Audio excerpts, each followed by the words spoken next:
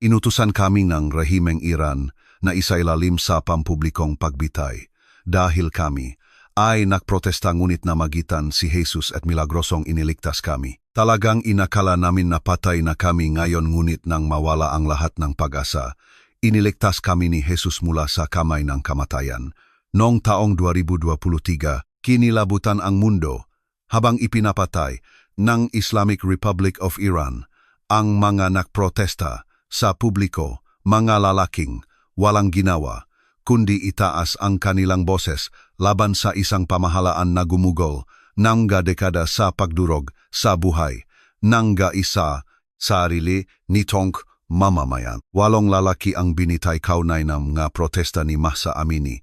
Ang kanilang pagkamatay ay ipinahayag bilang babala sa sinumang mga hasna ipagpatuloy ang pagtutol. Kinondena nga organisasyon ng karapatang pantao sa buong mundo ang mapagbitay. Naglabas ng pahayag ang mapamahalaan. Nanawagan ang United Nations kang pananagutan. Ngunit hindi kumurap ang rehimeng Iranian. Hindi ito kailanman kumurap. Ang hindi alam ng mundo ay mas mahaba ang listahan ng mga lalaking nakatakdang mamatay kaysa 8. Ang pangalan ko ay Cameron Trani at ang aking kakambal na kapatid ay si Kievan Trani. Nasa listahan kami. Kami sana ang pang-9 at pang-10. Dapat sana kaming bitayin sa isang pampublikong plaza sa Tehran bilang mensahe sa bawat Iranian na naglakas loob na mangarap ng kalayaan. Ngunit buhay kami. At ang dahilan kung bakit kami buhay ay hindi dahil sa isang abogado o isang internasyonal na kampanya o isang negosasyon pamahalaan. Buhay kami dahil namagitan si Jesucristo. Ito ang aming patoto at sinasabi namin ito upang malaman ng mundo na walang rehimen. Gaano man kalakas, gaano man kabrutal, gaano man kalalim ang paniniwala, nito na kontrolado nito ang kapalaran ng kanyang mamamayan, ang may huling salita. Ginagawa ito ng Diyos. Ang aking kapatid at ako ay isinilang sa isang malamig na umaga noong Enero 1993 sa Isfahan, Iran, ang lungsod na tinatawag nilang Nesvian, kalahating mundo, dahil sa kahanga-hanga nitong arkitektura at sinaunang kagandahan. Kami ay isinilang na 7 minutong pagitan sa maternity ward ng Al-Zahra Hospital, ang parehong ospital kung saan libu-libong bata ng Isfahan ang unang huminga. Sinabi sa amin ng aming ina na si Nasrin na nang ilagay kami ng nurse ng makatabi. Tumawa siya sa kanyang luha dahil makapareho kami na maging siya ay hindi kami makilala. Minarkahan ng aming ama na si Farhad ang aming mapulso ngang maliliit na tuldok ngang tinta upang hindi kami pakamalan ng nurse. Iyon ang simula ngang isang buhay na kung saan ang mga tao ay tumitingin sa amin at nakikita ang isang tao na nahati sa 2 katawan. Lumaki kami sa isang simple ngunit mainit na apartment sa distrito ng Jula sa Isfahan, isa sa mga pinakamakasaysayang kapitbahayan sa lungsod, isang lugar na dating tahanan ng isang malaking komunidad ng mga Kristiyanong Armenian at nagtataglay pa rin ng mabakas ng kasaysayang. Iyon sa mga lumang simbahan nito at makitsil namga na beto. Pinili ngang aming mga magulang na manirahan doon, hindi dahil sa mga relihiyosong dahilan kundi dahil mahal na aming ama ang kasaysayan at arkitektura at sinabi niya na ang isang taong nabubuhay sa gitna ng magagandang lumang bagay ay hindi nakakalimot na mas malaki ang mundo kaysa sa kanyang sariling buhay. Ang aming ama na si Farhad Trani ay isang profesor ng literatura at linguistika sa Universidad ng Isfahan. Hindi siya isang taong politikal sa likas na katangian. Siya ay isang taong namga libro at ideya. Isang tao na naniniwala na ang edukasyon ang pinakamakapangyarihang kasangkapan na maaring taglayin ng isang tao. Tinuruan niya ang kanyang mga estudyante na mag-isip ng kritikal, magtanong, suriin ang wika at kahulugan at ang makuwentong sinasabing ang malipunan tungkol sa kanilang sarili. Minamahal siya ang kanyang mga estudyante at iginagalang ng kanyang mga kasamahan.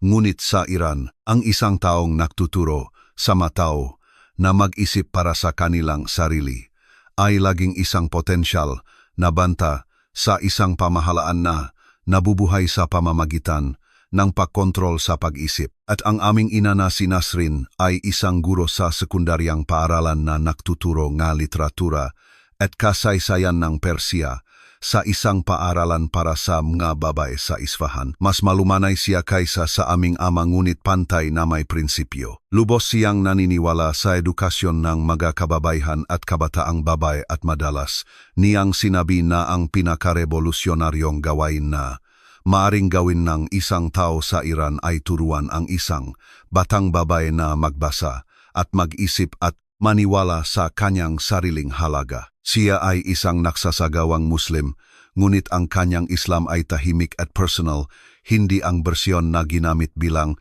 sandatang rehimen upang kontrolin ang natao. Nagdasal siya, nag-ayuno siya, isinuot niya ang kanyang hijab, ngunit hindi niya kailanman ginamit ang relihiyon upang bigyang katwiran ang kalupitan o pananahimik. At pinalaki niya ang kanyang 3 anak na lalaki na maniwala sa parehong bagay.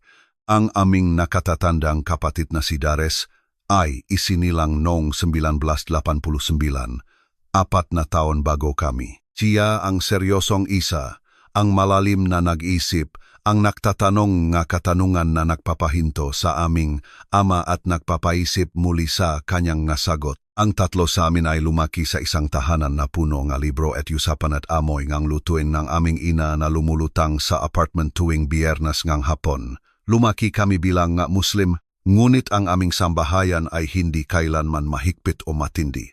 Ang aming mga magulang ay nagdasal at nagmasid sa mga pangunahing obligasyong relihiyoso, ngunit sila rin ay nagtanong at nagtalakayan at nagbigay espasyo para sa pagdududa sa isang bansa kung saan mapanganib ang pagdududa. Si Dares ang una sa amin na nagsimulang hayagang magtanong sa rehimen.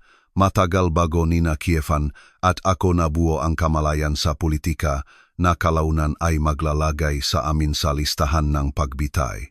Siya ay laging ang pinaka-hindi mapakali, ang pinaka-hindi nasisiyahan, ang pinaka-uhaw sa isang bagay na hindi iniaalok ng mundo sa paligid niya. Malapit kami bilang magkakapatid. Ngunit si Dares ay umiiral sa bahagyang ibang orbit, laging umaabot sa isang bagay na hindi pa namin nakikita. Pagkatapos, noong 2019, kinuhang rehimen ang lahat sa amin. Ang aming mga magulang ay nasa ilalim ng tahimik na pagmamatiyag sa loob ng maraming taon nang hindi namin nalalaman. Ang Islamic Republic ay nanonood sa silid-aralan ni Farhad Trani, sinusubaybayan ang kanyang malektura at sinusundan ang mga pag-usap na hinihikayat niya sa kanyang mga estudyante. Pinapanood din nila ang paaralan ni Nasrin, binibigyang pansin ang kanyang impluensya sa mga batang babae na kanyang tinuturuan at iniisa-isa ang mga ideya na kanyang itinatanim sa mga batang isip ng kababaihan. Isang gabi noong Marso 2019, 2 lalaki ang dumating sa apartment sa Jula at sinabi sa aming mga magulang na sila ay kailangan para sa pagtatanong. Ito ay uringang pagpapatawag na mukhang regular ngunit hindi kailanman. Kalmadong inayos ng aming mga magulang ang kanilang mga gamit. Sinabihan nila si Dares na bumibisita noong gabing iyon na huwag mag-alala, hinalikan sina Kievan at ako paalam at lumabas ng apartment. Hindi na namin sila nakita muli. Sa loob ng ilang linggo, wala kaming natanggap na impormasyon. Sinabi nga autoridad na sila ay nakakulong para sa investigasyon. Pagkatapos, ganap na huminto ang impormasyon. Hindi sinasagot ang mga tawag sa telepono. Ang maopisyal na pagtatanong ay sinasagot ng katahimikan o pagtanggi. Lumipas ang mga buwan. Pagkatapos ay 1 buong taon.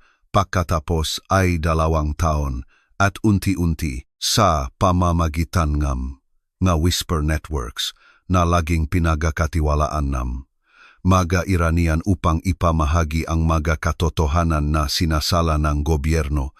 Nalaman namin kung ano ang nangyari. Ang aming mamagulang ay patago na binitay.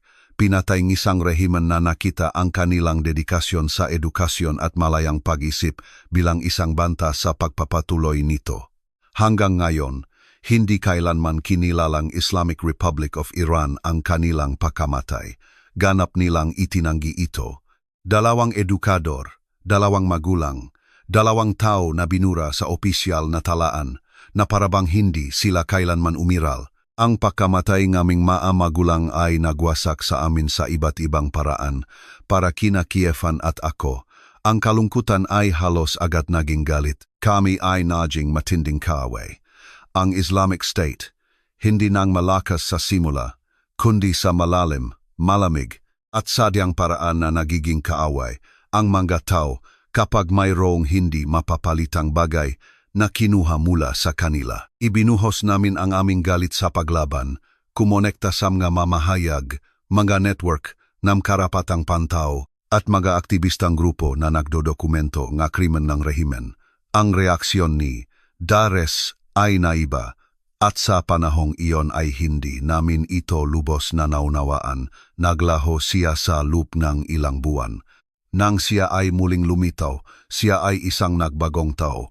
Sinabi niya sa amin na nakahanap siya nga, isang grupo nga Kristiyano na lihim na nagtitipon sa Tehran at nasa kanyang pinakamadilim na sandali ngang kalungkutan at galit, nakatakpo niya si Jesucristo. Sinabi niya na personal na lumapit sa kanya si Jesus, kinausap siya, at pinuno siya ng kapayapaan na hindi niya may paliwanag at hindi niya may tanggi. Sinabi niya na ang banal na espiritu ay pumasok sa kanya at binago ang kanyang kalungkutan sa isang bagay na kaya niyang dalhin. Nagsimula siyang mangaral sa mga tao sa ilalim ng lupa na komunidad ng Kristiyano, nagbabahagi ng ebanghelyo, nananalangin sa mga may sakit at nagtuturo sa iba sa pananampalataya. Siya ay nagalab sa isang paniniwala na para kina Kievan at ako ay lubos na kakaiba sa lahat na alam namin. Umupo siya kasama namin isang gabi at nagmakaawa sa amin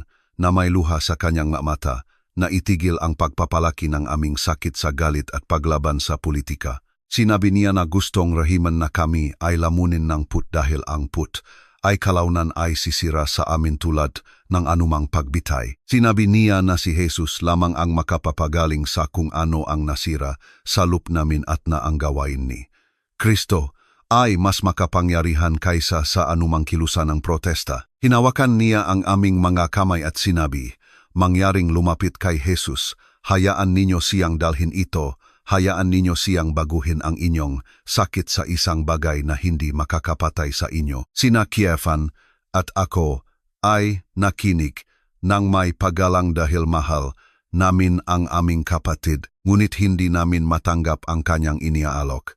Ang aming mga magulang ay pinatay ng mga taong gumamit ng Diyos bilang sandata at ang huling bagay na gusto naming dalawa ay mas maraming Diyos. Pinuri namin si Dares sa kanyang pag-aalala.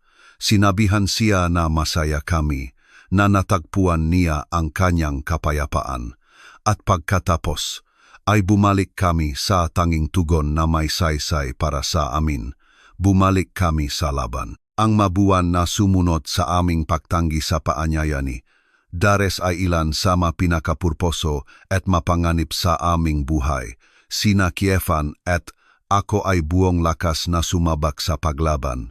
Hindi kami naive, naunawaan namin ang mapanganib. Nakita namin ang rehimen na naglaho sa aming mga magulang ng walang bakas. At alam namin kung ano ang kayang gawin ng Islamic Republic sa mga taong humahamon sa otoridad nito. Ngunit ang kalungkutan sa loob namin ay tumigas sa isang bagay na nagparamdam na walang saysay ang takot. Kapag nawala mo na ang maang taong pinakamahalaga sa iyo, ganap na nagbabago ang kalkulasyon ng panganib. Hindi kami padalos-dalos. Kami ay sadyang maingat. Maingat kaming bumuo ng mga relasyon.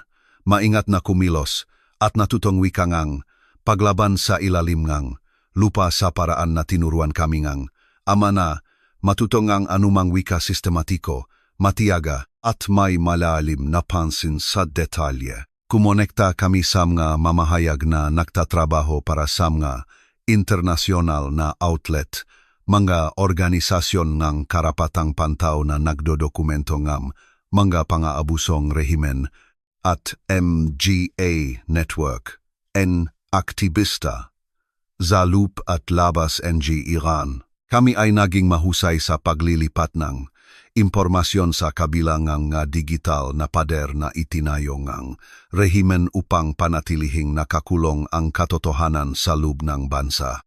Ginamit namin ang naka-encrypt na aplikasyon na ba pagmemensahe, mga serbisyo na ba VPN at umikot ng mga kontak upang maglabas ng dokumentasyon ng mga pang-abuso ng gobyerno sa mga organisasyon ng media sa Europa at Hilagang Amerika. Kami ay bumubuo patungo sa isang bagay. Hindi pa namin alam kung ano ang eksaktong anyo nito, ngunit nang dumating ang sandali, handa kami. Dumating ang sandaling iyon noong Setyembre 16, 2022. Si Mahsa Amini ay isang 22 taong gulang na babaeng Kurdish-Iranian mula sa sa lalawigan ng Kurdistan. Naglakbay siya sa Tehran kasama ang kanyang pamilya at inaresto ng morality police ang Gashed-e-Ershad dahil sa tinawag nilang improper hijab. Dinala siya sa tinatawag na Re-Education Center sa Tehran. Sa loob ng ilang oras, siya ay nagkaroon ng trauma. 3 araw pagkatapos, siya ay patay. Sinabi ng rehimen na siya ay nagkaroon ng atake sa puso. Sinabi ng kanyang pamilya at mga saksi na siya ay binugbog. Suportado ng ebidensyang medikal, ang pamilya, ang magapasa sa kanyang katawan, ang pinsala sa utak, ang paraan ng kanyang pagbagsak lahat ay nagsabi ng isang kwento na hindi kayang pigilan ng opisyal na salaysay. Nang kumalat ang balita ng kanyang pagkamatay sa buong Iran, para itong posporo na nahulog sa isang silid na matagal ng punong gas. Ang pagsabog ay agad, napakalaki at naiba sa anumang kinaharap ng Islamic Republic mula pa noong revolusyon ng 1999. Sa loob ng ilang araw, sumiklap ang mga protesta sa bawat isa sa 31 lalawigan ng Iran. Tumayo ang mga kababaihan sa mga kalye at inalis ang kanilang mga hijab. Pinutol nila ang kanilang buhok sa publiko. Sinunok nila ang kanilang mga panyo sa ulo sa bukas na apoy habang sumisigaw ang mga tao sa kanilang paligid. Ang slogan na nagkakaisa sa lahat ay 3 salita sa Kurdish. Jin, Jian, Azadi Babay, Buhay, Kalayaan. Ang 3 salitang iyon ay naging pinakamakapangyarihang pahayag pampulitika sa bansa. Isinisigaw sa Persian at Kurdish at kumalat sa bawat platform ng social media na maaring ma-access ng mga Iranian sa kabilang ng mga pagtatangkang rehimen na ganap na isara ang internet. Sina Kievan at ako ay nasa Tehran nang mamatay si Mahsa Amini. Lumipat kami mula sa Isfahan patungong Tehran 2 taon na ang nakalipas upang mas mapalapit sa mga network ng aktivista na aming pinagtatrabahuhan. Nanirahan kami sa isang maliit na apartment sa distrito ng Yusuf Abad, isang middle-class na kapitbahayan sa hilagang kanlurang bahagi ng lungsod.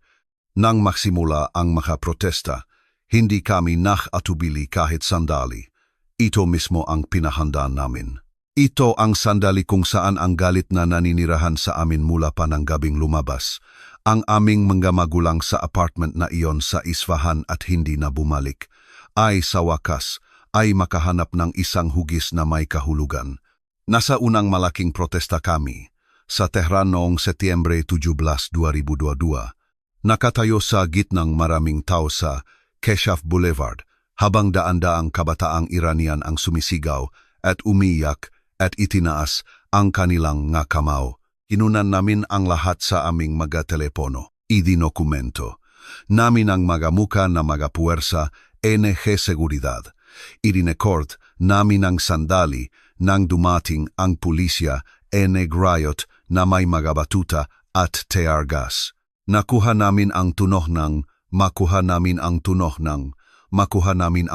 ng maputok na ipinutok sa makakontak sa labas ng Iran sa pamamagitan ng naka-encrypt na mga channel. Tinitiyak na makikita ang mundo kung ano ang nangyayari sa real-time bago mapigilan ng rehimen ang mga imahe. Sa sumunod na mga linggo, sina Kievan at ako ay naging ilan sa mga pinakaaktibong tagapamahagingang impormasyon sa pagitan ng mga protesta sa Tehran at ng mga internasyonal na organisasyon ng media na nakover sa pag-aalsa mula sa labas ng Iran. Nagtrabaho kami sa mga mamahayag mula sa BBC Persian Service, Radio Farda, at Iran International, lahat ng mga outlet na tinukoy ng rehimen bilang mga hostile foreign entities at kung saan ang mga lokal na kontak ay nahaharap sa matinding panganib kung matuklasan. Naunawaan namin ang panganib ngang bawat komunikasyon na aming ginawa. Naunawaan namin na ang intelligence apparatus ng rehimen, ang Ministry of Intelligence at ang intelligence branch ng ERGC ay aktibong nangangaso sa mga taong tulad namin. Gumamit kami ng maraming telepono, regular na nagpapalit ng aming nga SIM card at lumilipat sa iba't ibang lokasyon upang maiwasan ang pagtatatag ng mga pattern na maaring makita ng pagmamatyag. Ngunit kami rin ay naging mas matapang habang lumilipas ang mga linggo dahil ang laki ng aming nasasaksihan ay nangailangan ng katapangan. Nakita namin ang mga kabataan na binaril sa mga kalye ng malungsod ng Iran. Nakatanggap kami nga ulat ng mga bata na pinatay ng mga puwersang seguridad. Idinodokumento namin ang isang massacre na isinasagawa ng dahan-dahan laban sa mamamayang Iranian at ang ideya nung pagiging maingat habang nangyayari iyon ay tila isang pagtataksil sa bawat taong namamatay sa mga kalye na iyon. Ang tugon ng rehimen sa mga protesta ay eksaktong inaasahan ng sinumang nakakaunawa sa Islamic Republic. Ito ay malupit, sistematiko at walang awa. Nagpaputok ng bala ang mga puwersang seguridad sa mga tao sa mga lungsod sa buong bansa, kabilang ang Tehran, Mashhad, Tabriz, Shiraz at Zahedan, kung saan partikular na brutal ang karahasan. Idinokumento ng mga organisasyon ng karapatang pantao, kabilang ang Amnesty International at Iran Human Rights, ang higit sa 500 pagkamatay ng mga nakpo-protesta sa pagtatapos na pag-aalsa. Kabilang sa mga namatay ay mga bata. Ang ilan ay kasing bata ngang 10 taong gulang na binaril nga mga puwersa ngang seguridad sa panahon ng demonstrasyon. Mahigit 20,000 katao ang inaresto sa panahon ng mga protesta na nahuli sa malawakang pagdetine na lumalampas na sa kapasidad ng mga siksik na bilangguan ng Iran. Ang mga kasong isinampa laban sa mga inarestong nagprotesta ay mula sa disturbing public order hanggang sa mas seryosong kasong mohareba na nangangahulugang putlaban sa Diyos, isang kaso na may parusang kamatayan sa ilalim ng batas ng Iran. Ito ang kasong ginamit upang bigyang katwiran ang pagbitay sa 8 nagprotesta na binitay sa mga buwan kasunod na pag-aalsa magalalaking ang pagkamatay ay nagdulot ng internasyonal na pagkondena at panandaliang nakatuon. Ang pansin ngang mundo sa ginagawang rehimen sa lubngang nga hangganan. Nito bago lumipas ang balita at nagpatuloy ang pagpatay ng Iran sa dilim. Kami ay inaresto noong Nobyembre 23, 2022. Nangyari ito sa mga unang oras ng umaga, ang oras na mas gusto ng rehimen para sa mga pag-aresto nito dahil nagbibigay ng takip ang dilim at ang pagkapagod mula sa tulog ay nakpapahirap sa paglaban. Natulog kami sa aming apartment sa Yusufabad matapos ang isang mahabang gabingang pagpapadalang footage mula sa isang protesta na naganap ng mas maaga noong gabing iyon malapit sa Azadi Square. Halos 2 oras pa lamang kaming tulog nang pumasok ang pinto. 6 silang nga lalaki na nakasibilian na may sanay na kahusayan ng mga taong marami ng beses itong nagawa. Hindi sila nagpakilala, hindi sila nagpakita ng warrant. Hinila nila kami mula sa aming makama.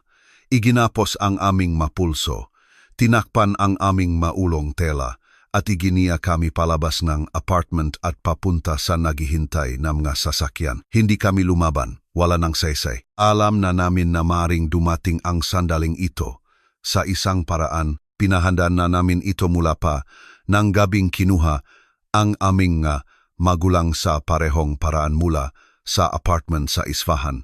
Nagmaneho ang sasakyan ng humigit kumulang 40 minuto bago huminto. Nang alisin ang mga takip mula sa aming mga ulo, Kami ay nasa processing area ng Evin Prison, ang pinakakilalang pasilidad ng detensyon sa Iran, isang lugar na ang pangalan lamang ay sapat na upang palamigin ang dugo ng sinumang Iranian. Matatagpuan ang Evin sa paanan ng Alborz Mountains sa hilagang kanlurang Tehran, isang malawak na, komplikado nga gusali na napapalibutan ng matataas na pader at watchtowers na pinakulungan ng mga bilanggong politikal, mamamahayag, aktivista at disident sa loob ng mga dekada.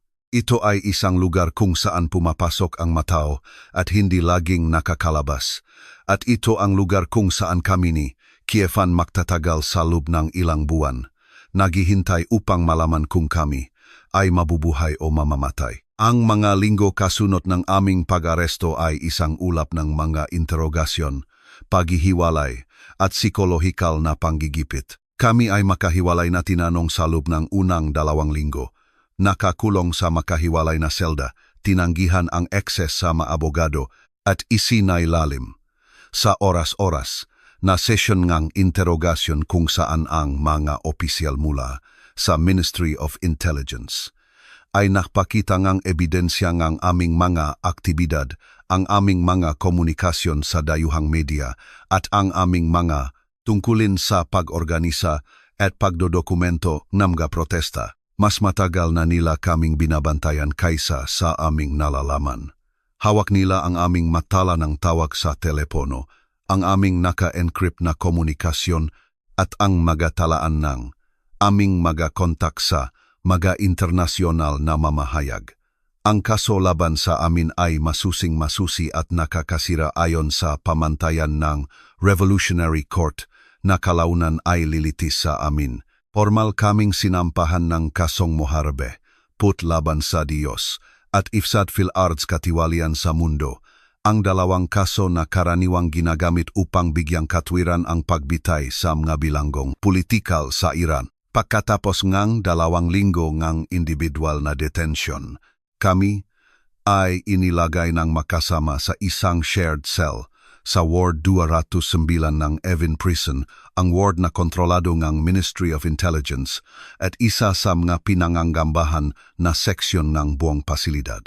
Nang bumukas ang pintong selda at nakita ko si Kievan na nakatayo doon, na mukhang mas payat at mas pagod kaysa sa aking nakita, naramdaman ko na mayroong nabasag sa aking dibdib. Makayakap kami sa maliit, kulay abo na selyo na iyon at walang nagsalita sa loob ng mahabang panahon. Hindi namin kailangan. Buhay kami, makasama kami, at anumang darating, haharapin namin ito sa parehong paraan na hinarap namin ang lahat mula ng araw na pumasok kami sa mundo, 7 minutong pagitan magkatabi. Ang Ward 209 Gram Evin Prison ay hindi isang lugar na idinisenyo para sa mga tao na manirahan.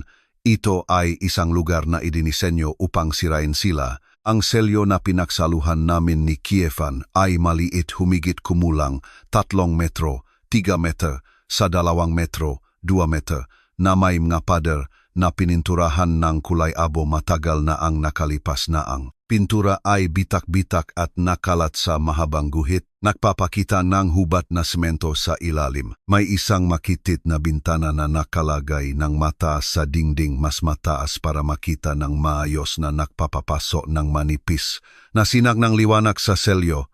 Sa loob ng ilang oras bawat araw bago lamunin muli ng anino ng pader sa labas, may 2 manipis na kutson sa sahig, isang kumot bawat isa, isang maliit na palikuran sa sulok sa likod ng isang mababang partisyon na halos walang privacy, at isang gripo na naglalabas ng tubig sa irregular na pagbugso na mabilis, naming natutunan kung paano ay time ang aming paginom at pagligo. Ang pinto ay gawa sa mabigat na bakal na may maliit na butas sa ilalim kung saan inilalabas ang pagkain 2 beses sa isang araw, isang mangkok ng matubig na kanin sa umaga, isang pirasong tinapay na may maliit na bahagi ng beans o lentil sa gabi. Ang pagkain ay hindi sapat, ngunit kinain namin ang bawat kagat dahil alam namin ng instingtibo na ang pagpapanatili Nang pisikal na lakas ay isang anyo ng paglaban sa isang lugar na idinisenyo upang iparamdam sa iyo na ganap kang walang kapangyarihan. Ang mga tunong nga evin ay kanilang sariling uring pagpapahirap. Sa gabi, ang bilangguan ay hindi kailanman tahimik. Naririnig namin ang mayapak sa koridor sa labas ng aming selda sa lahat ng oras ang mabibigat, sadyang mga yapak ng gwardiya na nagroronda. Ang mas magaan, mas apurahang mayapak na mabilanggong inililipat mula sa isang lokasyon patungo sa isa pa. Naririnig namin ang mga pintuan na bumubukas at sumasara sa buong gabi, ang metalikong kaluskos ng mga pintuan ng selda na nilalok at nirilok na umaalingaw-ngaw sa buong war na parang isang mabagal, irregular na tibok NG puso. Minsan naririnig namin ang mga boses, maflet at hindi malinaw, na nagmumula sa ibang mga selda o mula sa kung saan mas malalim sa bilangguan. Paminsan-minsan naririnig namin ang isang bagay na parang pagiyak, isang tunok na napakaraw at pribado na ang marinig ito sa pamamagitan ng pader na semento ay parang isang paglabag, isang beses. Sa ikalawang linggo namin sa Ward 209, nakarinig kaming ang pagsigaw mula sa kung saan sa gusali. Tumagal itong ilang minuto, at pagkatapos ay biglang huminto. Sina Kievan at ako ay nakatinginan sa dilim ng aming selda at walang sinuman sa amin ang nagsalita. Walang masabi. Alam naming dalawa kung ano ang Efin. Alam na namin ang reputasyon nito sa buong buhay namin. Iba ang marinig ang katotohanan nito kaysa sa alam namin ito sa isip. Ngunit hindi namin kayang hayaan itong paralisahin kami, kaya't sinipsip namin ang magatunok at makahawak kamay kami, at patuloy kaming huminga. Nagpatuloy ang mga interogasyon kahit matapos kaming ilagay ng magkasama sa shed cell. Darating ang mga gwardiya ng walang babala sa anumang oras, araw o gabi, at kukuha nga isa sa amin para sa pagtatanong, habang ang isa ay nananatiling mag-isa sa selda, naghihintay. Ang mga sesyon ay ginagawa sa isang silid sa mas mababang palapag ng Ward 209, isang hubat na silid na may lamesa, dalawang upuan at isang solong ilaw sa itaas. Ang mga interrogator ay laging pareho, dalawang lalaki. Ang isa ay mahinahon magsalita at halos magalang ang uringang lalaki na nag-alok sa iyongang sa bago magtanong ng mga katanungan na idinisenyo upang ipadala ka sa bitayan. Ang isa naman ay mas malakas at mas agresibo, na madalas magkaroon ng biglang pagsabog ng galit kapag ang sagot ay hindi nakakapagbigay kasiyahan sa kanya. Kalaunan ay naunawaan namin na ito ay isang sadyang teknik, isang pagganap na idinisenyo upang panatilihing hindi balanse ang mga bilanggong. Hindi nalalaman kung aling bersyon ng kanilang mga tagapag-aresto ang kanilang makakaharap sa anumang ibinigay na araw. Ang mga tanong ay laging tungkol sa aming mga kontak, aming mga pamamaraan, aming mga network. Gusto nilang mga pangalan. Gusto nilang malaman kung sino sa loob ng Iran ang tumutulong sa amin na makipag-ugnayan sa internasyonal na media. Gusto nila ang pagkakakilanlan ng aming ma-source ang mga taong nagpapadala sa amin ng footage at impormasyon mula sa mga lungsod sa buong bansa. Sina Kievan at ako ay nakasundo bago ang aming pag-aresto, sa tahimik na pag-unawa na umiiral sa pagitan ng kambal na nagbahagi nga lahat mula sa kapanganakan, na kung dumating ang araw na ito, wala kaming ibibigay sa kanila, pananatilihin namin ang kasunduang iyon sa bawat sesyon, anuman ang bantang ng mga interrogator. Dumating ang formal na pahatol noong Enero 2023, humigit kumulang 6 na linggo pagkatapos ng aming pag-aresto. Kami ay hiwalay na dinala sa Revolutionary Court, isang judicial body na nagpapatakbo sa labas ngang balangkas ng normal na batas ngang Iran at umiiral pangunahin bilang isang mekanismo para sa rehimen upang bigyang lehitimo ang parusangang gakawe nitong politikal. Ang mga paglilitis ay tumagal ngang mas mababa sa 20 minuto para sa bawat isa sa amin. Walang makabuluhang legal na representasyon. Ang mga kasong muharbe at ifsad fil arzay na itaktan na. Ang ebidensyang iprinisinta ay ang dokumentasyon ang aming mga aktivistang gawain, ang aming mga komunikasyon sa dayuhang media, at ang aming mga tungkulin sa mga protesta. Ang hukom, isang klerigo na nakaitim na roba na nakaupo sa likod ng nakataas na mesa, ay binasa ang hatol sa isang walang tono na paraan, na parabang nagbabasa lamang siyang isang listahan ng pamimili. Kamantrani, guilty sa lahat ng kaso, sentensyado sa kamatayan.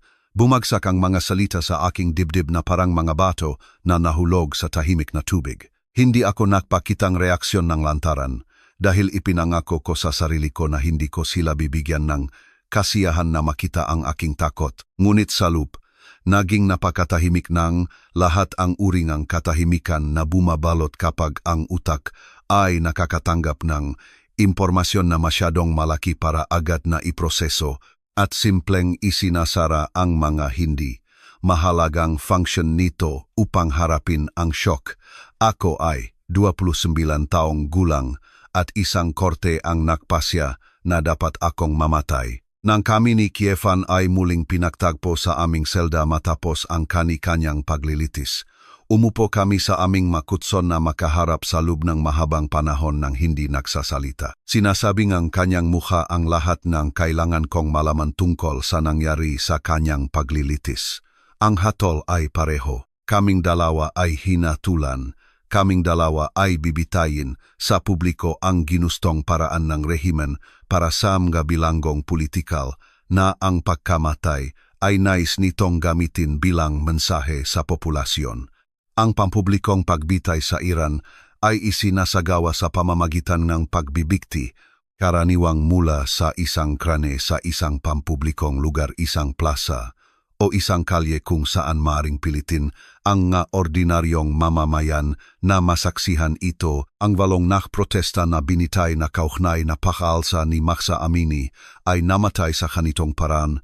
Ang kanilang mga katawan ay itinaas sa hangin sa harap ng maraming tao bilang demonstrasyon ng ganap na kapangyarihan, rehimen sa buhay ngam nga humahamon dito. Iyon ang kamatayang nakatakda sa amin. Umupo kami sa aming selda at tiningnan ang isa't isa at naisip ko ang aming mga magulang. Ang gabing lumabas sila sa apartment sa Isfahan at hindi na bumalik. Ang katotohanang pinatay sila ng parehong rehimen ng patago habang kami naman ay malapit ng patayin ng hayagan. May isang mapait na kabalintunaan sa pagkakaibang iyon na hindi ko maitigil sa aking isip. Ang seksyon ng Evin Prison kung saan nakakulong ang mga hinatulang bilanggong ay naiba sa Ward 209 sa mga paraan na agad at malalim na kapansin-pansin. Ito ay mas tahimik na parang dapat ay mas mabuti ngunit sa totoo ay mas masahol. Ang katahimikan ay ang katahimikan ng mga taong huminto na sa pag-asang anumang bagay. Kami ay inilipat doon sa huling bahagi nga Enero 2023 at sa loob ng unang ilang araw ay naunawaan namin ang partikular na psikolohikal na bigat ng pamumuhay sa isang espasyo kung saan ang lahat ng tao sa paligid mo ay sinabihan na sila ay mamamatay. May humigit kumulang 15 pang ibang lalaki sa condemned section ng kami ay dumating. Ang ilan ay naroon na sa loob. Ang ilang buwan, ang kanilang mga petsa ng pagbitay ay naitakda at pagkatapos ay ipinagpaliban at pagkatapos ay naitakda muli sa burokratik na ritmo na ginamit ng rehimen upang mapanatili ang pinakamataas na psikolohikal na panggigipit sa mga bilanggong. Nito, nalaman namin ang kanilang makwento sa mga fragment sa pamamagitan ng bulungan sa maikling panahon na kami ay pinapayagang lumabas ng aming maselda para mag-ehersisyo sa isang maliit na bakuran. Mayroong isang kabataang lalaki mula sa Mashhad na nagngangalang Reza na inaresto dahil sa pagbato ng gabato sa isang sasakyan ng pulis sa panahon ng isang protesta. Mayroong isang guro mula sa Tabriz na nagngangalang Omid na sinampahan ng kaso ng pag-organisa ng demonstrasyon sa kanyang paralan. Mayroon pang iba na ang mga kuwento ay parehong ordinaryo sa anumang makatwirang pamantayan ng hustisya at parehong sakuna sa magapamantayan na inilalapat sa kanila ng Revolutionary Court. Ang presensya nga lalaking ito sa paligid namin ay nakparamdam sa lahat ng bagay na mas toto sa paraan na hindi lubos na nagawa ng aming sariling pahatol. Ang malaman na ikaw ay mamamatay ay isang bagay. Ang mamuhay sa piling ng ibang mga tao na mamamatay din. Ang makita ang kanilang mga mukha sa isang maliit na sementadong bakuran tuwing umaga. Ang matutunan ang tunog ng kanilang mga boses at ang partikular na paraan kung paano dinadalang ngang bawat isa sa kanila ang bigat ngang kanilang sitwasyon, iyon ay ibang-iba. Ginawa nitong konkreto ang abstrakto, ginawa nitong agad ang hinaharap, at inalis nito ang huling mga bakas na psikolohikal na distansya, na natural, na pinananatili na mga tao sa pagitan ng kanilang sarili at na katotohanan ng kanilang sariling kamatayan. Sina Kievan at ako ay mas nag-usap sa malinggong iyon kaysa sa aming nag-usap sa aming buong buhay. Nag-usap kami tungkol sa aming mga magulang, tungkol sa Isfahan, tungkol sa apartment sa Julana, may mga libro sa bawat istante at ang amoy ng lutuin ng aming ina. Nag-usap kami tungkol sa aming pagkabata, tungkol sa paaralan, tungkol sa maliliit, ordinaryong maalaala na tila walang saysay kapag normal ang buhay at nagiging mahalaga ng sobra kapag nauubos na ang buhay. Nag-usap kami tungkol kay Dares. Nag-usap kami tungkol sa sinabi niya sa amin tungkol sa kanyang pagmamakaawa sa amin na dalhin ang aming sakit kay Jesus, tungkol sa kapayapaan na inilarawan niya na natagpuan sa underground church sa Tehran. Binalewala namin ang kanyang mga salita nang sabihin niya ang mga ito. Ngunit nakahiga sa manipis na mga kutson sa Chondem section ng Evin Prison, habang umaalulong ang mga tunog ng bilangguan sa dilim. Ang kanyang mga salita ay bumalik sa amin na may bigat na hindi nito dinadala noon. Hindi namin may paliwanag kung bakit, ngunit naramdaman naming dalawa ito mayroong sa sinabi ni Dares na nagsisimulang napakabagal at napakatahimik, na magkaroon ang isang uri ang kahulugan na hindi nito nagawa ng kami ay malayang tao na may luhongang pagpili ng aming sariling sakit. Ang magapag-usap nina Kievan at ako tungkol kay Dares sa magahuling linggo bago ang aming nakatakdang pagbitay ay naiba sa anumang pag-usap na aming nagawa tungkol sa kanya noon. Nang lumapit siya sa amin na may kanyang patoto tungkol kay Jesus, nang umupo siya sa harapan namin na may luha sa kanyang mamata, nagmamakaawa sa amin na dalhin ang aming sakit kay Kristo, nakinig kami ng may magalang ngunit matatag na pagtutol ng mga taong nakapagpasya na. Hindi kami galit sa kanya, mahal namin ang aming kapatid.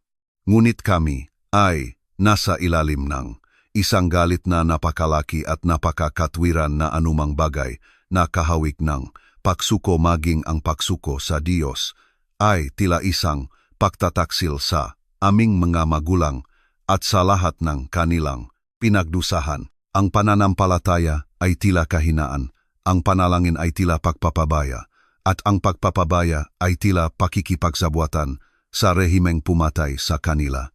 Kaya tumalikod kami sa iniaalok ni Dares at bumalik sa laban. Ngunit ngayon, tapos na ang laban.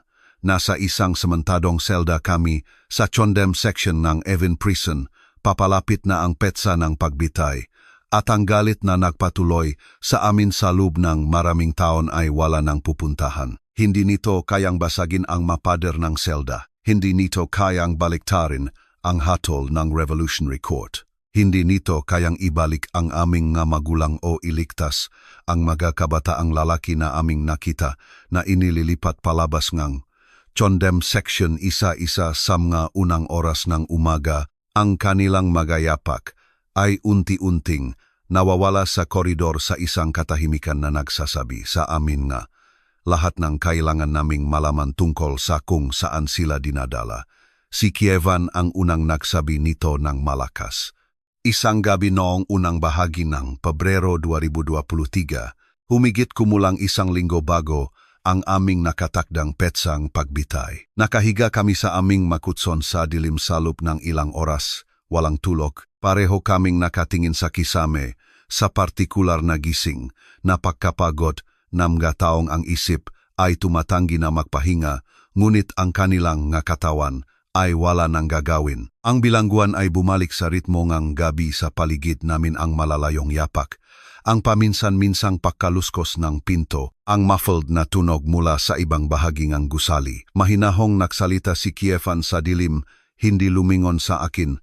Nagsasalita lamang pataas sa kisame na parang kinakausap niya ang semento. Sa itaas namin sa halip na ako sa tabi niya. Sinabi niya, "Cameron, sa tingin mo ba totoo ang sinasabi ni Dares tungkol kay Jesus?" Hindi ako agad sumagot. Ang tanong ay nakabitin sa hangin sa pagitan namin sa loob ng mahabang sandali. Hindi ito isang simpleng tanong. Hindi ito isang teolohikal na pagtatanong o isang intelektual na pagsasanay. Ito ay ang tanong ng dalawang lalaki na naubusan ng oras at naubusan ng na opsyon at nagsisimulang magtaka sa pinakadesperado at tapat na bahagi ng kanilang sarili kung ang kapatid na binalewala nila ay ang nag-isang sa kanilang tatlo na talagang nakahanap ng isang bagay na totoo. Naisip ko ang sinabi sa amin ni Dares. Inilarawan niya ang kanyang pagtatagpo kay Jesus matapos ang pagkamatay ng aming mga magulang sa pinakamadilim na panahon ng kanyang sariling kalungkutan at galit. Sinabi niya na ang pagtatagpo ay personal at hindi may kakaila na hindi ito dumating sa pamamagitan ng isang institusyong panrelihiyon o isang teolohikal na argumento kundi sa pamamagitan ng isang direktang karanasan ng presensya at tanto ala pagmamahal na nakabasag sa bawat pader na itinayo niya sa paligid ng kanyang sarili. Inilarawan niya ang pagpasok ng banal na espiritu sa kanya bilang isang bagay na pisikal, isang init na nagsimula sa kanyang dibdib at kumalat sa kanyang buong katawan. At sinabi niya na mula sa sandaling iyon, ang kalungkutan ay hindi naglaho ngunit naging matitiis. Naging isang bagay na kaya niyang dalhin ng hindi siya sinisira nito. Sumali siya sa underground Christian community sa Tehran, isang network ng mga Iranianong mananampalataya na nagtitipon sa pribadong matahanan sa maliliit na grupo, nagbabasa ng Biblia ng magkasama, nagdadasal ng magkasama, sumasamba kay Jesus sa isang bansa kung saan ang hayagang paggawa nito ay maaring ikapunta sa lahat ng mayroon ka. Naging mangangaral siya sa loob ng komunidad na iyon isang taong nagdadasal para sa mga may sakit at nagtuturo sa iba sa pananampalataya. Isang taong kumikilos sa kanyang nga araw na may paniniwala at kapayapaan na sina Kievan at ako ay laging inyugnay sa pagka-naive delusyon. Ngunit nakahiga sa selyo na iyon sa Evin Prison na nakabilog ang petsa ng aming pagbitay sa kalendaryo ng aming natitirang mga araw. Ang kanyang kapayapaan ay hindi na mukhang pagka-naive sa akin. Ito ay mukhang isang bagay na desperado kong gusto at hindi ko alam kung paano matatagpuan. Sinagot ko ang tanong ni Kievan ng tapat. Sinabi ko, hindi ko alam kung totoo ang sinasabi niya tungkol kay Jesus, ngunit alam kong totoo ang sinasabi niya tungkol sa kapayapaan. Nakita ko ito sa kanyang mukha tuwing magkasama kami matapos siyang magbalik loob. Anuman ang kanyang natakpuan, totoo iyon para sa kanya. At ngayon, ibibigay ko ang lahat ng natitira sa akin para sa isang oras ng inilarawan niya. Tahimik si Kievan saglit, pagkatapos ay sinabi, iniisip ko ang sinabi niya tungkol sa panalangin tungkol sa pakikipag-usap kay Jesus tulad kang pakikipag-usap sa isang tao, hindi pagbigkas kang mapormula kundi talagang nagsasalita. Sa tingin mo ba ay isang bagay iyon na maari nating subukan? Halos matawa ako hindi dahil sa pagkaalif, kundi dahil sa kakaibang sandali. Dalawang lalaking pinalaki bilang mga Muslim sa Islamic Republic of Iran, nakahiga sa Chondem section ng Evin Prison, seryosong nag-usap kung dapat ba silang magdasal kay Jesucristo. Kung buhay pa ang aming ama, makikita niya itong kapansin-pansin sa paraan na ang makapansin-pansin na bagay ay laging nagulat sa kanya bilang isang intelektual na puzzle na nakabalot sa isang kwento ng tao. Sinabi ko, sa tingin ko, sa puntong ito, wala na tayong mawawala sa pagsubok ng kahit ano. Sinabi ni Kievan, kung gayon, subukan natin. At kaya noong gabing iyon, sa unang pagkakataon sa aming buhay, sina Kievan at ako ay nanalangin kay Jesus hindi ang formal, istrukturadong panalangin ng Islam na aming kinagisnan, hindi ang Fatiha o ang ritual na pagmamakaawa, kundi ang raw, hindi na filter, desperadong pananalita energy, tao na nakatuwang, sa isang, tao na inji, panaming sigurado kung umiraw. Nagpalitan kami ngang salita, mahinahon na nagsasalita sa dilim nga aming selda, nagtatanong kay Jesus kung siya ay totoo, sinasabi sa kanya ang nangyari sa aming nga magulang, sinasabi sa kanya kung nasaan kami at kung ano ang darating. Nagtatanong sa kanya kung may kinalaman siya sa kapayapaan na naninirahan sa mga mata ng aming kapatid. Wala kaming naramdaman na anumang dramatiko noong gabing iyon, walang init sa aming dibdib, walang boses mula sa langit, walang tanda. Ngunit mayroong sa kilos ng pagbikas ng tapat sa dilim, nang walang balangkas ng relihiyosong obligasyon na naramdaman na naiba sa anumang nagawa namin noon. Pakiramdam namin ay umabot kami, at ang umabot, kahit sa dilim, ay mas mabuti kaysa sa nakahiga ng tahimik at naghihintay na mamatay. 4 na araw bago ang aming nakatakdang pagbitay, pareho kaming nakatulog ng mas maaga kaysa sa karaniwan. Ang pisikal na pagkapagod na mga linggo ng hindi sapat na tulog at hindi sapat na pagkain ay tuluyang nanaik maging sa pagkabalisa na nagpapanatili sa amin nagising. Hindi ko alam ng eksakto kung anong oras nagsimula ang panaginip. Alam ko lang na nang dumating ito, hindi ito tulad ng anumang panaginip na aking naranasan sa aking buhay. Wala itong malabo, hindi tiyak na kalidad ng ordinaryong mga panaginip, kung saan ang mga lokasyon ay nagbabago ng walang lohika at ang mga mukha ay nagiging ibang mukha, at ang salaysay ay natutunaw at nabubuo muli ng walang pagkakaunay. Ang panaginip na ito ay matalim. Ito ay malinaw at matatag at detalyado sa paraan na detalyado ang gising na katotohanan. Mayroon itong bigat at tekstura at ang partikular na katatagan ngang isang bagay na talagang nangyayari sa halip na imahinasyon. Alam ko sa loob ngang panaginip na may nakikita akong totong bagay, isang bagay na ipinapakita sa akin ng sadyang, isang bagay na may layunin na higit pa sa random na pagpapaputok na isang natutulog na utak. Sa panaginip, nakita ko ang isang silid. Ito ay isang simpleng silid, ang uring simpleng loob na nagpapakilala sa mga pribadong tahanan kung saan nagtitipon ang nga underground na komunidad ng Kristiyano ng Iran. Hubat na dingding, isang lumang karpet sa sahig, ilang plastik na upuan na nakaayos sa isang magaspang na bilog, isang solong lampara na nagbibigay ng mainit na dilaw na liwanag laban sa dilim sa labas ng mabintana. May mga tao sa silid, humigit kumulang 10 o 12 sa kanila, kalalakihan at kababaihan, na nakaupo sa bilog na nakapikit, ang mga mata at bahagyang nakataas ang kanilang mga mukha. At sa gitnang bilog, nakatayo na nakataas ang kanyang nga kamay sa kisame, ay si Dares. Mukhang ganito si kapatid tulad ng dati niya sa mga taon pagkatapos ng kanyang pagbabagong loob, mas matanda sa kanyang edad sa ilang paraan, ngunit mas magaan din, na parang may mabigat na bagay na inalis sa kanya at hindi pa siya ganap na nakapag-adjust sa kawalan ng bigat. Nakapikit ang kanyang nga mata at gumagalaw ang kanyang nga labi, at naririnig ko ang kanyang sinasabi. Siya ay nagdadasal. Tinatawag niya ang pangalan ni Jesus ng paulit-ulit. Ang kanyang boses ay matatag at puno ng isang katiyakan na walang puwang para sa pagdududa sa loob nito. Sinasabi niya, Jesus, ang aking makapatid ay hinatulan. Jesus, hinatulan silang rehimen ng kamatayan. Jesus, ikaw ang Diyos na nagbubukas ng mapintuan ng bilangguan. Ikaw ang Diyos na naglalakat sa mga selda ng mahinatulan. Ikaw ang Diyos na bumabasag sa bawat tanikala. Hinihiling ko sa iyo, nagmamakaawa ako sa iyo.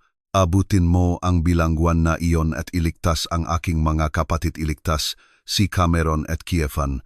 May kapangyarihan ka. Laging may kapangyarihan ka. Gawin mo, Panginoon, gawin mo ngayon. Nagpatuloy ang panalangin sa loob ng mahabang panahon sa panaginip. Ang ibang mga tao sa bilog ay nagdadasal din. Ang kanilang mga boses ay sumasama kay Dares sa isang tahimik na kolektibong pamamagitan na pumuno sa silid ng tunok na parang tubig na umaagos sa mga bato. At pagkatapos ay nagbago ang silid.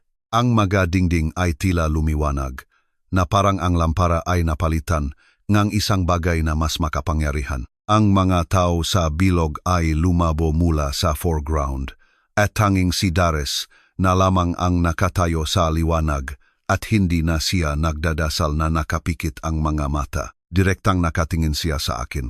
Nakangiti siya, hindi ang magalang na sosyal na ngiti na ipinapakita ng mga tao sa isa't isa sa ordinaryong buhay, kundi isang malalim, buong ngiti na nagmula sa isang tiyak at hindi matitinag na lugar. Ang ngiti ng isang lalaking kakasabi lamang ng napakagandang balita na hindi kayang pigilan ng kanyang buong mukha. Tiningnan niya ako at sa Farsi, sa eksaktong tonong kanyang boses na alam ko sa buong buhay ko. Sinabi niya, "Cameron, iniligtas ni Jesus ang inyong buhay. Tapos na ang bagyo." At pagkatapos ay nagising ako. Umupo ako sa aking kutson na may malakas na tibok ng puso at humihinga ng mabilis. Madilim ang selda, gumagalaw ang matuno ng bilangguan sa paligid namin sa kanilang karaniwang ritmo. Lahat ay mukhang eksakto tulad ng dati, ngunit ang panaginip ay lubos na naroon pa rin sa aking isip. Bawat detalye ay buo, bawat salita ay malinaw. Tumingin ako sa kabilang selda sa kutson ni Kievan at natakpuan siyang nakaupo na, gising na, nakatingin na sa akin na may ekspresyon sa kanyang mukha, na agad kong nakilala dahil iyon din ang ekspresyon na nararamdaman ko sa aking sariling mukha.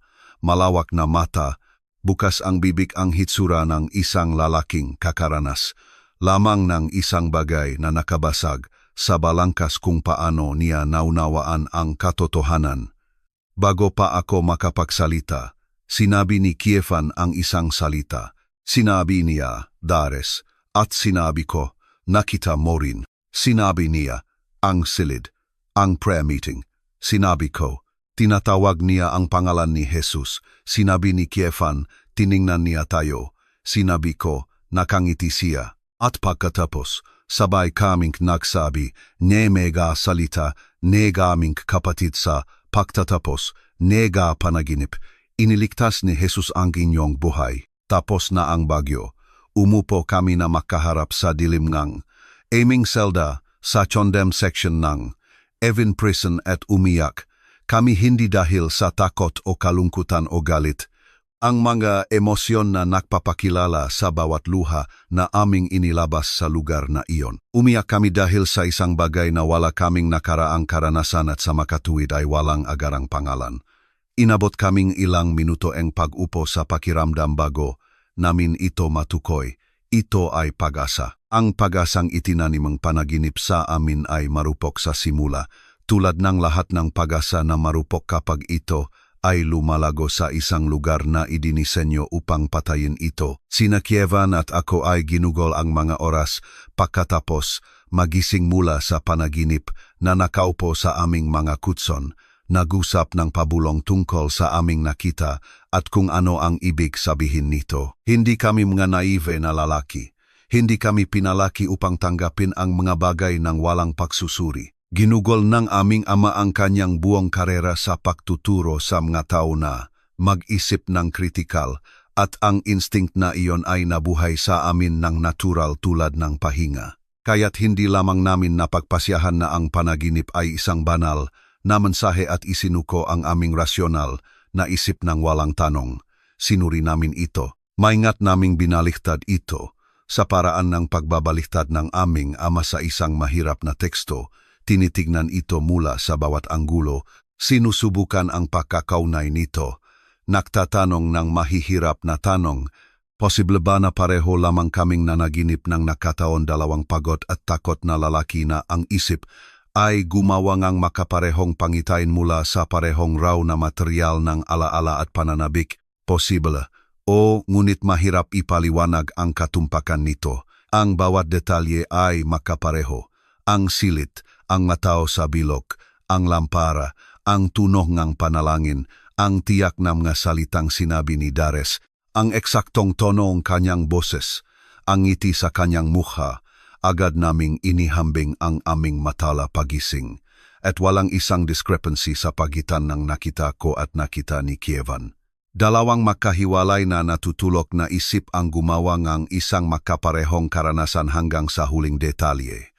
Ang posibilidad na mangyari iyon sa pamamagitan ng purong nakataon ay naramdaman na napakaliit. Nag-usap din kami tungkol sa mga panalangin na aming inialay sa mga araw bago ang panaginip. Nanalangin kami kay Jesus ng tahimik at tapat, nang walang inaasahan o pag-abot sa dilim, nang hindi alam kung mayroong anumang bagay doon upang tanggapin ang aming pag-abot.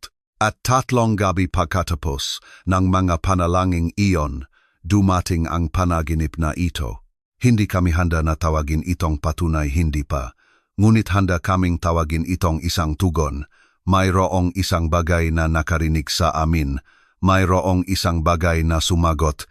At ang sagot ay dumating sa anyong mukha ng aming kapatid, ang mukha ng lalaking matagal nang sumusubo. Nasabihin sa amin ang tungkol kay Jesus, ang lalaking aming binalewala. Ang lalaking ang kapayapaan ay malinaming naunawaan bilang kahinaan, at ang pananampalataya ay malinaming ipinagamali bilang pagtakas. Tama si Dares sa isang bagay. Hindi pa namin alam ang buong lawak ng kung ano ang kanyang tama, ngunit alam namin ng sapat upang malaman na anuman ang kanyang natakpuan sa underground prayer room na iyon sa Tehran ay konektado sa aming naranasan sa aming selda. Ang agwat sa pagitan ng kanyang mundo at ngang sa amin ay bumagsak lamang sa espasyo ng isang pinagsasaluhang panaginip, at hindi na kami ang parehong malalaki na kami nang kami ay natulog. Hindi na kami natulog muli noong gabing iyon. Umupo kami ng gising hanggang sa lumitaw ang kulay abong sinag ng liwanag ng umaga sa mataas na makitid na bintana ng aming selda, at nagsimula ang bilangguan sa mabagal at maingay nitong proseso ng pagising sa paligid namin. Nag-usap kami at nanalangin sa pagkakataong ito. Mas natural ang pananalangin kaysa dati bago ang panaginip. Hindi pa rin kami matatas sa wikang Kristiyanong panalangin. Nahahanap pa rin ng mahasalita at anyo na tila tunay kaysa sa hiniram. Ngunit ang pag-abot mismo ay naramdaman na naiba ngayon. Pakiramdam nito ay hindi na nagpapadala ng mensahe sa walang laman na espasyo, at mas tulad ng pakikipag-usap sa isang taong tunay na naroon, isang taong nagpakita ng ang kanyang kamalayan sa aming sitwasyon sa pinakatiyak at hindi may kakaila na paraan na posible. Nagpasalamat kami kay Jesus para sa panaginip. Sinabi namin sa kanya na naniniwala kami na siya ay totoo. Sinabi namin sa kanya na hindi namin lubos na naiintindihan kung sino siya o kung ano ang ibig sabihin ng pagsunod sa kanya. Ngunit gusto naming malaman. Sinabi namin sa kanya na kung totoo ang panaginip, kung talagang tapos na ang bagyo, pagkatapos ay gugugulin namin ang anumang buhay na natitira sa amin sa pagsasabi sa mga tao kung ano ang nangyari sa selda na ito. Ginawa namin ang pangakong iyon sa dilim ng Evin Prison, isang araw bago ang aming nakatakdang pagbitay, at sinasadya namin ang bawat salita nito. Ang umaga, ang araw bago ang aming pagbitay, ay hindi naiba sa anumang ibang umaga sa condemned section ng Ward 209. Bumukas ang food slot sa ibabang aming pinto sa karaniwang oras, at ang karaniwang mangkok ng matubig na kanin ay inilabas. Gumagalaw ang matunog ng bilangguan sa paligid namin sa kanilang pamilyar na mga pattern. Walang dumating upang kausapin kami. Walang kumilala na ang sumunod na umaga ay ang umaga na kami ay nakatakdang mamatay. Iyon ang isa sa partikular na kalupitan ng sistema ng bilangguan ng Iran. Ang ganap na kawalan ng anumang formal na pakilala sa kung ano ang nangyayari sa iyo. Walang chaplain, walang huling pag-usap, walang kilos ng tao patungo sa kahalagahan ng ginagawa. Ikaw ay simpleng isang pangalan sa isang listahan, at ang listahan ay pinagtatrabahuhan, at kapag lumabas ang iyong pangalan, bubukas ang pinto at dadalhin ka. Nakita namin itong nangyari sa ibang mga lalaki sa condemned section. Alam namin ng eksakto kung paano ito gumagana. Umupo kami sa aming mga kutson at nanalangin at nahintay. At kumapit kami sa mga salita mula sa panaginip sa paraan ng pagkapit ng isang nalulunod na tao sa isang piraso ng kahoy sa bukas na tubig. Iniligtas ni Jesus ang inyong buhay. Tapos na ang bagyo. Inulit namin ang mga salitang iyon sa isa't isa sa buong umaga, hindi bilang isang magic formula, kundi bilang isang deklarasyon ng pananampalataya na aming pinipili sa kawalan ng anumang nakikitang ebidensya na malapit nang magbago ang mga bagay. Dumating ang pagbabago sa hapon. Nalaman namin ito una sa pamamagitan ng tunog, sa paraan na nalaman mo ang karamihan sa mga bagay, sa bilangguan sa pamamagitan ng partikular na kalidad ng paggalaw at boses sa koridor sa labas ng iyong selda. Mayroong hindi pangkaraniwang damingang aktibidad sa labas ng Ward 209 noong hapong iyon, mga yapa na pabalik-balik ng mas madalas kaysa sa karaniwan, mga boses na tila apurahan at bahagyang magulo. Ang uringang institusyonal na kaguluhan na nangyayari kapag mayroong nakamali sa loob ng sistema at ang matao ay sumusubok na pamahalaan ito ng hindi hinahayaang maging nakikita ang kaguluhan. Idinikit namin ang aming sarili sa pinto ang aming selda at nakinig, ngunit walang malinaw na marinig. Naramdaman lang namin na mayroong nagbago sa kapaligiran ng bilangguan na ang makinarya na unti-unting gumagalaw. Patungo sa aming pagbitay ng may matatag na kahusayan ay nakatagpo ngang ilang uri ng hindi inaasahang pagtutol. Hindi namin alam kung ano iyon, hindi namin malalaman, ngunit naramdaman namin ito sa paraan na nararamdaman mo ang pagbabago sa panahon bago lumitaw ang mga ulap sa presyon ng hangin sa partikular na kalidad ng katahimikan sa pagitan ng mga tunog. Ang nalaman namin kalaunan na pinagsama-sama mula sa mga fragment ng impormasyon na nakarating sa amin sa pamamagitan ng ibang mga bilanggong at kalaunan sa pamamagitan ng aming legal na paglilitis ay ito, ang IRGC commander na itinalaga upang pangasiwaan ang aming pagbitay.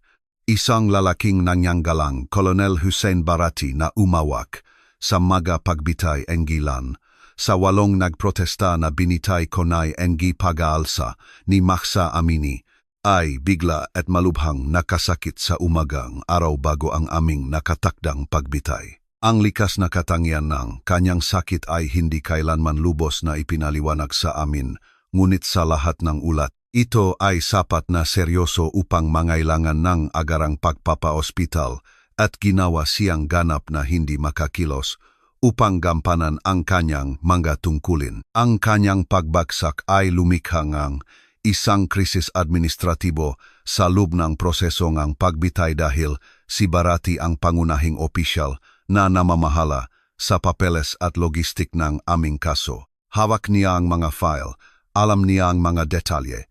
Siya ang ugnayan sa pagitan ng hatol ng Revolutionary Court at ng implementasyon nito. Kung wala siya, hindi lamang tumigil ng magalang ang proseso at naghintay para sa kanyang pagaling. Lumalala ito sa ilalim ng pamamahala ng isang kapalit na opisyal na hindi pamilyar sa aming kaso at binigyan ng tumpok ng nga file at inutusan na ipagpatuloy ang manakatakdang pagbitay ng walang sapat na oras upang maayos na suriin ang lahat ng kanyang pinangangasiwaan. Ang pangalan ng kapalit na commander ay Lieutenant Farouk Sadi.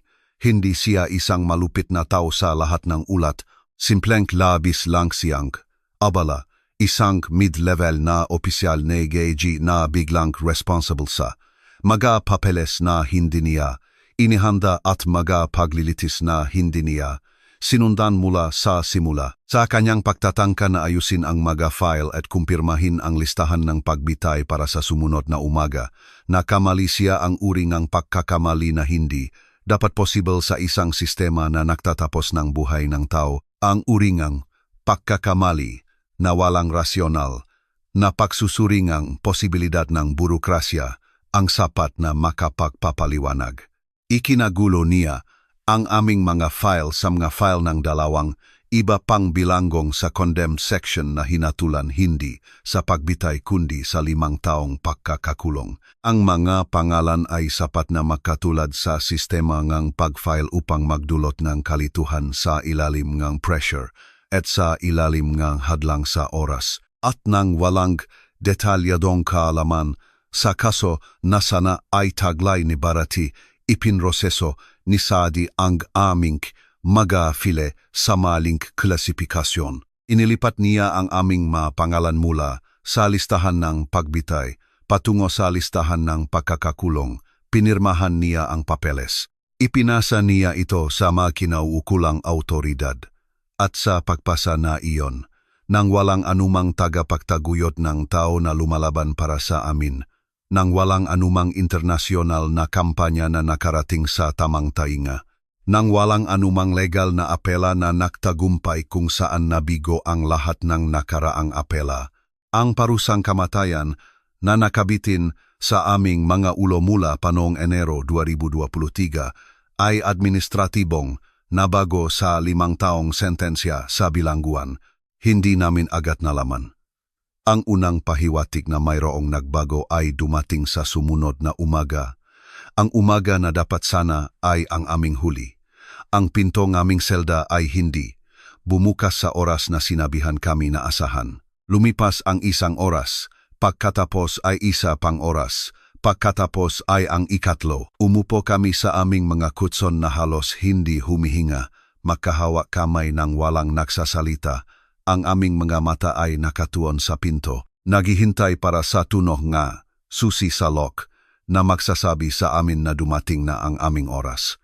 Ngunit hindi dumating ang susi. Sa halip ng huling bahagi ngang umagang iyon, isang opisyal ngang bilangguan ang lumitaw sa pinto ng aming selda at ipinabatid sa amin sa isang walang tono at burokratikong paraan na ang aming mga sentensya ay muling nauri sa utos ng kinaukulang autoridad at na kami ay magsisilbing ang 5 taong pagkakakulong sa halip na harapin ang pagbitay. Sinabi niya ito sa paraan ngang pagpapahayag ngang 1 tao ngang pagbabago sa iskedul ngang pulong ng walang drama, ng walang paliwanag, ng walang anumang pagkilala sa kahalagahan ng kanyang ipinapabatid. Inihulog niya ang isang dokumento sa food slot at lumakad papalayo. Dinampot ni Kievan ang dokumento mula sa sahig at binasa namin ito ng makasama. Ang aming mapangalan, ang muling pag-uri, ang bagong sentensya 5 taong pagkakakulong. Binasa namin ito ng 2 beses at pagkatapos ay sa 3 pagkakataon at pagkatapos ay inilagay ni Kievan ito sa kanyang kutson at tinakpan ang kanyang mukha ng 2 kamay at nagsimulang yumayanik ang kanyang mga balikat. Ipinulupot ko ang aking braso sa kanya, tumingala ako sa kisame ngam kulay abong sementadong selda na iyon at sinabi ko, nang malakas sa Farsi ang masalitang sinabi sa amin, aming kapatid sa panaginip, iniligtas ni Jesus ang aming buhay, tapos na ang bagyo.